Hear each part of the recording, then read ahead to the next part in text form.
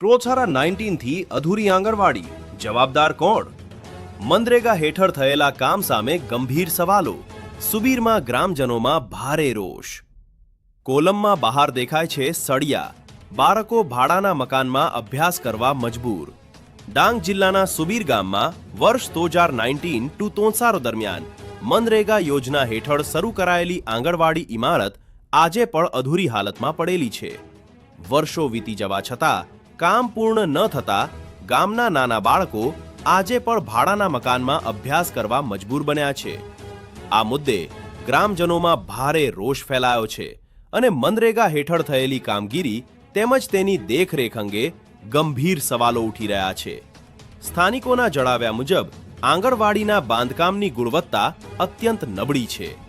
ઇમારતના અનેક કોલમોમાંથી સળિયા બહાર દેખાઈ રહ્યા હોવાનું તેઓ જણાવી રહ્યા છે. ગ્રામજનોનું કહેવું છે કે જો શરૂઆતથી જ મનરેગા હેઠળના કામની યોગ્ય તકનીકી દેખરેખ અને ગુણવત્તાની ચકાસણી કરવામાં આવી હોત તો આજે આવી સ્થિતિ સર્જાઈ ન હોત. સ્થાનિકોમાં મનરેગા હેઠળ થયેલા આ સમગ્ર બાંધકામની ઉચ્ચ સ્તરીય તકનીકી અને વહીવટી તપાસ કરવામાં આવે. જો તપાસમાં બાંધકામ બિનઉપયોગી અથવા અસુરક્ષિત હોવાનું સામે આવે તો ઇમારતને તોડી નવી આંગણવાડીનું નિર્માણ કરવામાં આવે. સાથે જ તપાસમાં જો કોઈ એજન્સી, અધિકારી કે કર્મચારીની બેદરકારી અથવા ગેરરીતિ સાબિત થાય તો તેમની સામે કાયદેસરની કાર્યવાહી, સરકારી નાણાંની વસૂલાત તથા જરૂરી હોય તો પોલીસ ફરિયાદ નોંધવામાં આવે તેવી પણ ગ્રામજનોની માંગ છે.